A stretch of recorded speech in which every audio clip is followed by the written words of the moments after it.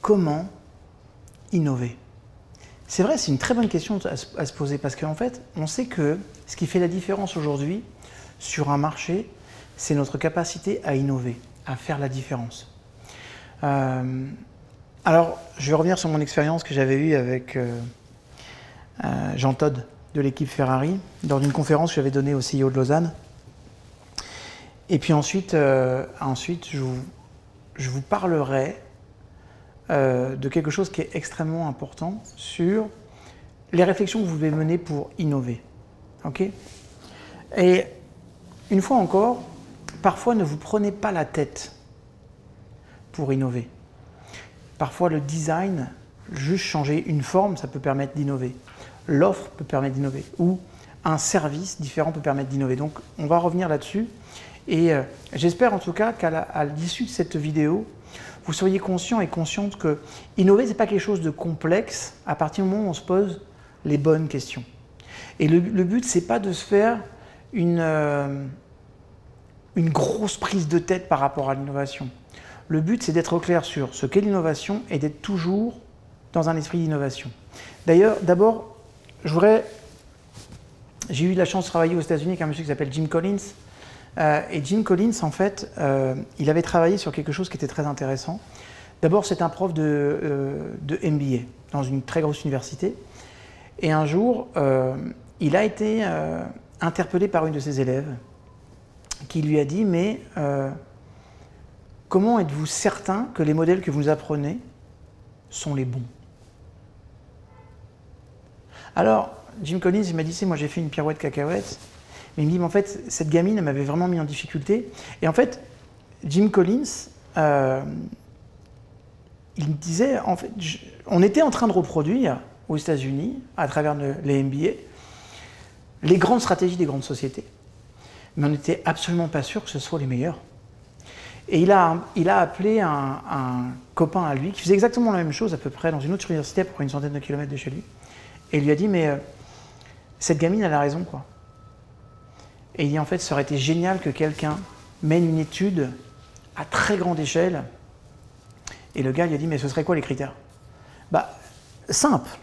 D'abord, on prendrait des entreprises qui ont plus de 100 ans, parce qu'on sait qu'elles ont traversé des crises, qu'elles ont traversé des guerres.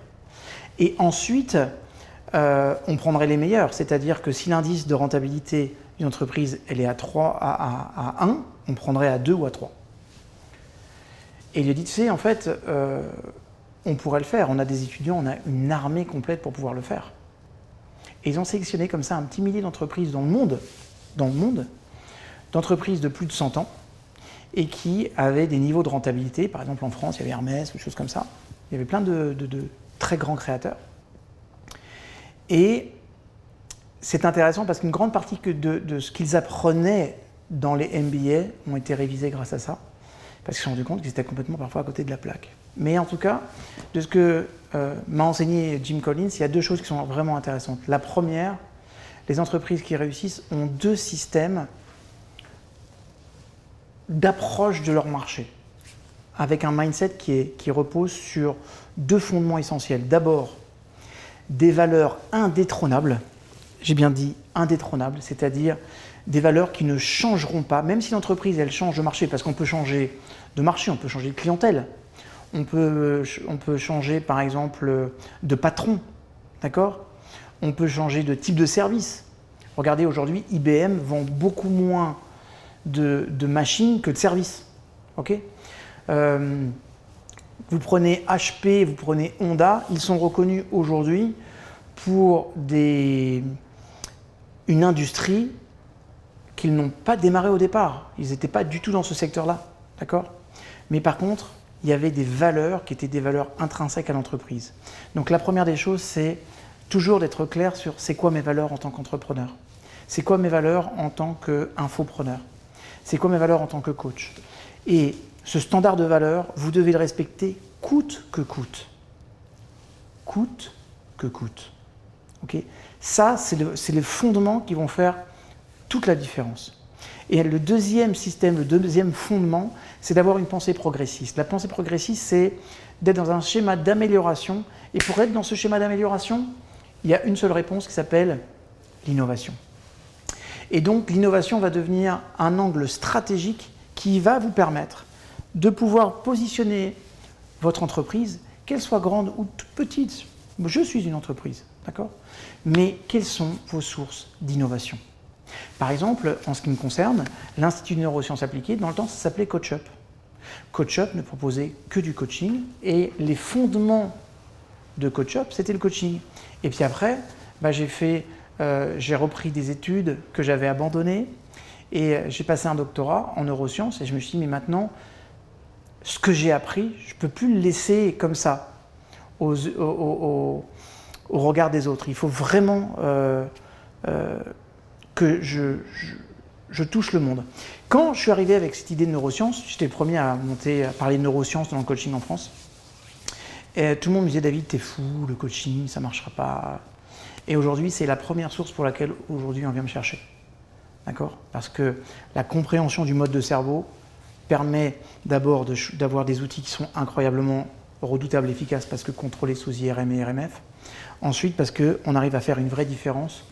Parce que quand on explique à quelqu'un comment ça fonctionne dans sa tête, et ce qu'il doit faire pour que ça fonctionne encore mieux, et ben en fait, il ne nous remet pas en question. Et ça, c'est vraiment intéressant. Donc ça veut dire, ça c'est une source d'innovation, okay, dans les apports que je peux faire.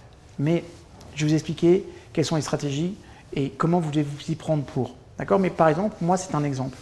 Aujourd'hui, je suis en train de faire de la recherche spécifique qui va mener sur un projet, j'espère l'année prochaine, sur la mise en place de l'intégration de la réalité virtuelle dans l'accompagnement. Les coachs, les thérapeutes, les psychologues, les psychiatres pourront utiliser ce que je suis en train de créer pour pouvoir accompagner ou des phobies ou des choses comme ça. Voilà. Et ça sera vraiment opérationnel.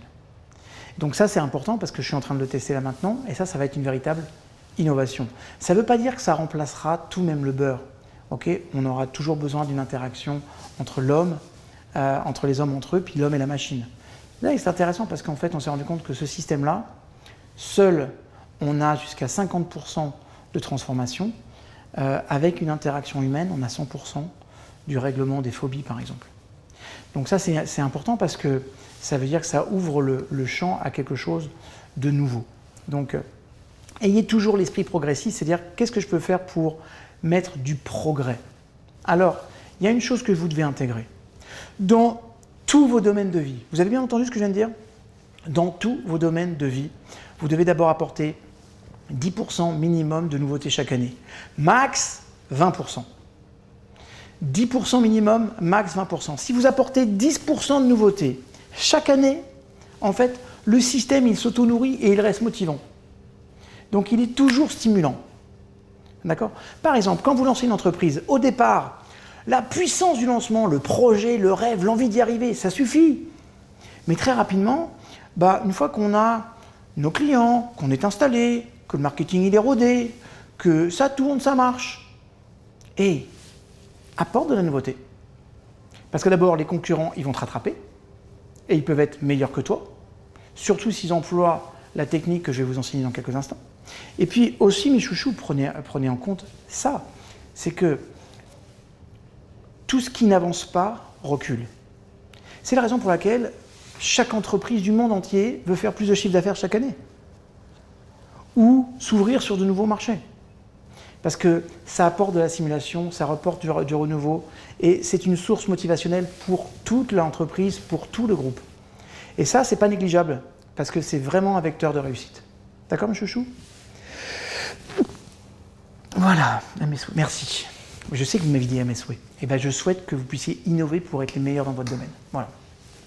Alors, un jour, j'ai une rencontre intéressante. Je donnais une conférence sur la modélisation des sportifs de haut niveau au CIO de Lausanne. Très belle conférence. Et à la fin de la conférence, il y avait un petit buffet comme ça.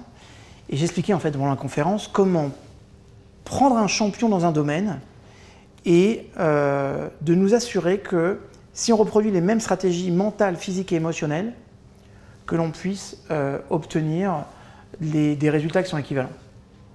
Et puis pendant le pot comme ça, il y a un monsieur qui est venu me voir, un monsieur d'un certain âge, mais petit, très sympathique, avec un beau regard, avec un beau sourire, qui me dit merci pour votre conférence, j'ai vraiment apprécié. Il y a juste un truc avec lequel je ne suis pas d'accord, Et j'ai dit, mais quoi? Là, il me dit, ben, si vous me le disiez le numéro 1, vous serez le numéro 2, vous ne serez jamais le numéro 1, parce que vous aurez toujours un coup d'arrière. Et nous, on s'y prend différemment chez nous. On a pris cette technique-là, mais on l'a améliorée. Alors j'ai dit, c'est qui vous? Et moi, je ne connais pas, c'est pas ce monsieur Hélène qui tend sa carte, c'était Jean Todt de l'équipe Ferrari. Et il me dit, oui, chez nous, et ben en fait, chez Ferrari, voilà ce qu'on fait. On prend la voiture et on la divise en plein de blocs. Par exemple, le freinage, par exemple, l'aérodynamique, par exemple, les pneus. On se pose la question, c'est qui le meilleur dans le domaine? Si on peut acheter le brevet, on achète le brevet. Et sinon, et quoi qu'il arrive, on se pose la question, qu'est-ce que cette personne-là, où elle en sera dans 10 ans? C'est-à-dire qu'on prend le meilleur dans le domaine et on se dit, où est-ce qu'il en sera dans 10 ans? Et c'est ça qu'on modélise. Ben, vous voyez, en fait, dans votre secteur d'activité, quel qu'il soit, vous devez avoir la même approche. Par exemple, tiens, si je prenais mon centre de formation, l'Institut des neurosciences appliquées, on forme des coachs professionnels. Il y a plusieurs choses. On pourrait se poser la question, tiens, c'est quoi notre métier? Bah, dans mon métier, il y a de la gestion. Dans mon métier, il y a de la production. Tiens, on va produire de la formation. Okay? Il y a de la recherche et du développement. Ensuite, il y a des supports pédagogiques. Après, on peut avoir l'approche pédagogique. Après, il va y avoir tout ce qui va être système de commercialisation. Comment on commercialise, comment on se fait connaître. Je note tous les points de mon entreprise. Et ensuite, je me pose une question. 1. Est-ce que je suis capable d'identifier qui est le meilleur dans ce domaine? Par exemple, qui est le meilleur de la distribution de formation? Qui sait le mieux se faire connaître? C'est quoi la meilleure pédagogie aujourd'hui pour y arriver? Par exemple, ma pédagogie est un mix de formation, de training, de supervision, de coaching, d'espace e-learning. C'est pas par hasard, parce que j'ai modélisé ce qui fonctionnait le mieux dans des domaines, et notamment j'ai pris ce que je savais du domaine sportif et je l'ai appliqué à ma pédagogie.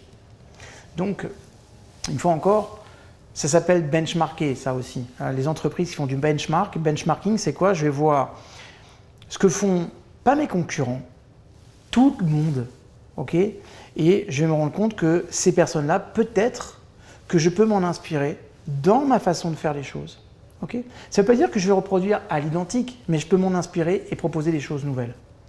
Et ça, en fait, c'est cet esprit-là qui va faire qu'en permanence, vous allez améliorer un coup la pédagogie, un coup la façon d'accompagner le client, un coup la façon de contrôler ce qu'il a appris, un coup votre commercialisation, la relance clientèle, le financement, le rapport avec l'administration, après la qualité de votre gestion, le suivi financier. Tout ça, ce sont des points qui sont essentiels, qu'on peut éclater, et on se dit, ok, c'est quoi la meilleure pratique dans ce domaine?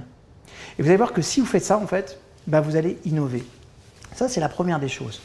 La deuxième, c'est d'être dans aussi une guérilla marketing. La guérilla marketing, c'est-à-dire positionnez-vous où les gens ne vous attendent pas. J'aime raconter une histoire d'un de mes clients, un expert comptable que j'ai accompagné, et en fait, lui, sa grande passion, sa très grande passion, c'était la voile. Okay? C'est quelqu'un qui était expert comptable sur Dinan, et depuis, il a déménagé. Et vous allez comprendre pourquoi, parce qu'un jour, dans son développement, dans le travail du marketing qu'il avait à voir, il s'est posé une question, c'est comment je peux faire pour exploser dans mon métier? Mais surtout, j'ai un problème, c'est que la clientèle qui est la mienne ne me passionne pas du tout. Moi, je suis passionné par la voile. Okay? Et en fait, le gars me disait, moi, je fais mon métier parce que ça me permet de financer ma passion qui est la voile. Voilà. Et un jour, je lui dis, écoute, as-tu pensé avoir une clientèle exclusive dans ce domaine? Il me dit non. Alors, je lui pose la question, et si toi, ton expertise, c'était d'accompagner que des personnes qui sont comme toi passionnées de la voile, qui comme toi ont exactement le même problème, c'est-à-dire qu'ils veulent qu'une seule chose, c'est avoir du temps pour eux, pour sortir leur bateau dans la semaine, ou parfois sur des périodes plus longues. Et il me dit, ce serait le rêve pour moi, parce que je pourrais parler avec des passionnés, je pourrais leur rendre service, et ils pourraient aussi comprendre mon activité. Vous savez ce qu'il a fait? Lors du salon du nautisme, il a investi et en fait, il s'est pris un stand dans lequel il offrait champagne, petit four et tout ça. Et il a expliqué, si vous avez une activité, que vous êtes passionné et que vous ne savez pas comment vivre de votre passion parce que vous avez des contraintes, demandez-moi, je sais comment. Et en fait, c'était le seul expert comptable à exposer au salon du nautisme à Paris. Vous savez quoi? Il a quadruplé son chiffre d'affaires dans l'année. Vous avez bien entendu, quadruplé. Il a juste eu un problème, c'est qu'il a eu à manager les clients partout en France. Il y a même des clients étrangers qui lui ont demandé de travailler avec lui. Tout ça pour vous dire qu'une fois encore, quand vous êtes là où les gens ne vous attendent pas, eh ben en fait, vous n'avez pas de concurrence. Donc posez-vous la question d'abord, c'est où est-ce que je pourrais proposer mes services où des personnes ne le proposent jamais? D'accord? Ça, c'est la première question. C'est où je pourrais être où on ne m'attend pas. Et une fois encore, il y en a qui vont dire « Non, mais je ne vais quand même pas oser. Tu vois, il y a un événement sportif, mais qu'est-ce que je peux faire là? Je suis coach de vie. » Hey, t'es coach de vie? Mais en fait, dis-moi, on n'a pas besoin d'être plus performant au quotidien? On n'a pas besoin d'être des athlètes du quotidien? Il ne faut pas être des champions olympiques avec nos gosses. Eh bien, si tu as un événement comme ça, tu es sûr d'une chose, il n'y aura pas de concurrent. Présente-toi. Fais l'analogie entre le sport de haut niveau et le sport de la vie. Et en fait, carton. D'accord? Donc c'est juste important. Donc posez-vous cette question stratégique, c'est où est-ce que je pourrais être là où les autres ne sont pas? Ensuite, qu'est-ce que je peux proposer que les autres ne proposent pas? C'est vrai, c'est intéressant. C'est-à-dire que peut-être vous avez des compétences clés que vous n'osez pas mettre en lien avec ce que vous faites. Mais posez-vous la question, c'est dans mon secteur d'activité, qu'est-ce qui est généralement proposé et qu'est-ce qu'on ne propose jamais? Donc, quel type de service ou quel type de produit je peux proposer pour faire la différence? Je vais vous raconter une histoire qui est très intéressante. Pendant des années, j'habitais en Haute-Savoie. D'abord, j'habitais au bord du lac d'Annecy. C'était très sympa. Et puis ensuite, j'habitais dans un chalet, dans un village qui s'appelle Serraval, juste à côté, c'est entre Thônes et la Clusaz.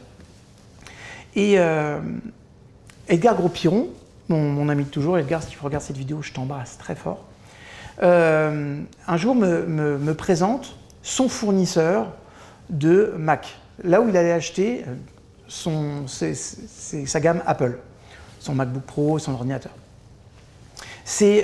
En vrai, c'est vraiment Edgar qui m'a fait découvrir l'univers Mac, parce qu'avant j'étais PC, et un jour je lui dis que j'avais il y avait je ne sais pas si vous vous rappelez cette marque Vaio, ok? J'avais transpercé un Vaio avec le poing, tellement j'avais perdu mon temps. Et à partir de ce moment-là, je suis passé sur du Mac pour faire de la vidéo, et ma vie, elle a changé. Okay, maintenant, les choses sont bien meilleures dans tous les domaines au niveau PC, je sais que les deux se valent. Donc, je n'ouvre pas la compétition. Moi, je suis juste habitué avec mon Mac, mais croyez-moi que parfois, même le Mac, ça déconne, encore aujourd'hui. Donc, il me présente un type, et ce type, en fait, d'abord, très bonne qualité de service, très proche de ses clients. Le gars, en fait, il était installé à la Clusaz. Il avait son bureau au milieu des pistes. C'est-à-dire que là, l'hiver, le midi, il déchaussait, il allait se faire 2 heures de ski et il rechaussait. Incroyable. Il avait lié plaisir et son travail. Et il travaillait avec des belles boîtes. Pourquoi il travaillait des belles boîtes? Eh bien, ce type, vous savez ce qu'il faisait? À chaque fois qu'il livrait un ordinateur ou une tablette ou quoi que ce soit d'autre, il livrait un reblochon avec. Si tu achetais 2 tablettes, tu avais 2 reblochons, 3 tablettes, 3 reblochons. Donc les entreprises, parfois, les acheteurs, et pas n'importe quel reblochon, le reblochon qu'utilisait Marc Vera dans ses cuisines. Donc le summum du reblochon, donc du très bon reblochon pour ceux qui aiment le fromage. Moi, je suis fan du reblochon, c'est pour moi le meilleur des fromages. Mais c'était sa particularité. Parfois, il arrivait que la personne qui fasse la mise en pli de la box, okay, oublie le reblochon, et l'acheteur il appelle, il dit « Vous m'avez oublié mon reblochon cette fois-ci, pourquoi? Ah, c'est une erreur, je vous envoie 2 pour la peine. » Et en fait, vous savez quoi? Est-ce qu'on pourrait imaginer que de mettre du reblochon dans une boîte informatique, ça permet de faire des ventes? Mais franchement, quoi. Si aujourd'hui je venais et que je disais, écoute, tu sais quoi? Je te propose de mettre un reblochon à chaque fois que tu envoies un ordinateur, tu me dirais, David, je pense que tu es un grand fêlé. Mais pourtant, je peux vous garantir que ça fait toute la différence et que lui, là, il faisait un carton. Donc c'est juste important de comprendre, c'est quoi la valeur ajoutée que je vais donner que les autres n'ont pas. Ok? Donc posez-vous la question. Qu'est-ce que je peux proposer que les autres ne proposent pas? Qu'est-ce qui manque? Par exemple, vous, en tant qu'utilisateur, utilisatrice d'un produit ou d'un service, qu'est-ce qui vous manque? Vraiment? Et ce qui vous manque, amenez-le. Allez le chercher, proposez-le. Par exemple, quand je vous parle d'innovation tout à l'heure, quand je vous dis que je suis en train de travailler sur le virtuel, pourquoi? Parce que parfois, quand on fait travailler des personnes, par exemple, sur la prise de parole en public, ou tu le fais travailler sur une phobie, dans l'idéal, tout de suite, il faut le stimuler, tout de suite, il faut le mettre en rapport avec ça. Tout de suite, il faut le mettre en contact avec la réalité. Ce serait génial. Tu as peur de l'avion, tout de suite, on te met dans un avion, tu prends l'avion. Ce serait génial. Et à force de dire ce serait génial, tu dis crée-le. C'est en train de se faire. D'accord? Donc, par exemple, voilà, je suis actionnaire dans une start-up ici en Israël. Alors, je vous en parlerai l'année prochaine parce que c'est génial. En fait, ils m'ont approché grâce à un cousin. Et en fait, ils m'ont dit, voilà David, moi quand je suis venu, tu as donné une conférence avec Yaakov Sitruk. Quand tu étais à la synagogue, on avait donné une conférence sur science et Torah. Enfin, Torah et science. Et il me dit, tu vois, j'étais au 5e rang, je suis arrivé au 3e rang parce que j'arrivais pas à t'entendre. C'est vrai que la sonorité de la synagogue n'était pas très très bonne. Après, il m'explique qu'en P1, donc première année de médecine, il y a une étude qui montre que tous les élèves qui sont après le 3e rang ratent leur première année de P1. Pourquoi? Distraction et manque de concentration parce qu'on n'arrive pas à entendre. Et cette start-up-là a créé un système permettant justement de pallier ce problème. Je vous en parlerai l'année prochaine. Une fois encore, qu'est-ce que ce monsieur il a fait? Qu'est-ce que ses frères, ses deux frangins, ils ont fait? Ils ont vu quelque chose qui manquait dans l'environnement, quelque chose qui pose problème, et on donne une réponse. Donc, qu'est-ce que je peux apporter, mais qu'est-ce qui manque? Qu'est-ce que je rêverais d'avoir? Et apporter ça. Ok? Apporter ça. Et chaque année, apporter la nouveauté. Tu sais, même dans ton couple, apporte de la nouveauté. Vous savez quoi? Il n'y a rien de pire que la routine. La routine, ça tue un couple, mais ça tue une entreprise. Ça tue tout, la routine. Parce que la routine, elle génère l'ennui. L'ennui, c'est le killer de la motivation. Il n'y a rien de pire. Parce que plus il y a de l'ennui, moins il y a de motivation. D'accord? Donc, le principe de base, ça va être vraiment de travailler sur ces phénomènes-là et d'être dans cette logique-là. Donc, posez-vous la question, c'est quoi le meilleur? Qu'est-ce que je peux faire de mieux encore que lui? Okay? Ensuite, vous prenez chacun de vos services, regardez comment je pourrais apporter du progrès dans ce domaine. Et puis après, qu'est-ce que je peux apporter de différent que les autres? Qu'est-ce qui manque concrètement? Quel service un peu dingue je pourrais proposer par rapport à ça? Par exemple, moi je connais une coach en Belgique. Elle organise des soirées où elle fait matcher ses clients. Ça veut dire quoi matcher ses clients? C'est-à-dire que le point commun, elle travaille dans les entreprises à Bruxelles et en fait ce sont des belles entreprises. Et elle s'est rendue compte que en fait souvent les managers ils étaient plutôt isolés. Donc elle organise une fois toutes les 2 semaines une soirée complète, un événement où les messieurs viennent avec leurs dames. Elle choisit à chaque fois un restaurant différent et en fait les personnes vont échanger leurs cartes. Vous savez ce que ça génère ça? Ça génère du réseau, ça génère des rencontres, ça a généré des amitiés, ça a généré des mariages. Bon, maintenant imaginez comment on va parler de cette coach qui, grâce à elle, t'a permis, le jour où tu es sur le carreau, de te dire attends, qu'est-ce qui se passait? Il y a une vague de licenciements dans ma société. Écoute, nous on va recruter dans quelques instants. Le réseautage. Et bien vous savez quoi? Toutes les 2 semaines, cette femme, elle réunit à peu près une trentaine d'entrepreneurs, de chefs d'entreprise qui partagent. Et en fait, toutes les 2 semaines, elle va juste leur poser dans la soirée 3 questions. 3 questions sur lesquelles chacun va répondre. Ils vont créer des petits groupes. Ils ne travaillent jamais avec des personnes qu'ils connaissent parce que ça permet de les rencontrer. Et à la fin, elle prend les informations, elle fait un grand résumé de ce qui a été dit. Comme ça, les personnes sont dans un mindset, ils ont bien bouffé. Elle prend 0. C'est-à-dire qu'elle organise juste, elle est très claire avec les frais. Voilà le coût de la salle, voilà le coût du repas, je ne vous prends pas plus. Mais ma passion, c'est de mettre mes clients en lien entre eux. Bon, vous savez qu'elle a, pendant 6 mois, elle ne peut pas prendre de coaching. Il n'y a pas de hasard. Donc, juste intégrer ce que vous pourriez faire de nouveau, de différent, et proposez-le. Et avec ça, vous pouvez être sûr d'une chose, vous aurez innové. Et parce que vous aurez innové, vous aurez toujours un coup d'avance. Et la question, c'est qu'est-ce que je peux toujours avoir comme coup d'avance sur ma concurrence? Tout le temps, tout le temps. Vous voyez, par exemple, avec la NBS, on a été les premiers à créer un coaching individuel. Et encore, les personnes qui proposent un coaching individuel aujourd'hui ne proposent pas un coaching sur la durée avec un coach professionnel sur la durée. Mais ça, c'est une véritable innovation. Mais c'est une innovation que personne ne peut remettre en place. C'est-à-dire que vous pouvez dire tout ce que vous voulez. Il y a même les personnes qui prétendent faire un coaching individuel, ils le peuvent sur un petit groupe. On est les seuls aujourd'hui à pouvoir proposer ça. Mieux encore, on est la première entreprise de coaching de France. Parce qu'on est l'entreprise qui facture et qui propose le plus grand nombre de coachings. Ça veut dire qu'imaginez toutes les remontées d'informations qu'on peut avoir. Imaginez la connaissance et la remontée qu'on a du terrain et qui nous permet justement de nous adapter pour proposer des formations, des trainings supplémentaires. C'est hallucinant. Innover, c'est réussir. Je vous aime, je vous retrouve sur une prochaine vidéo.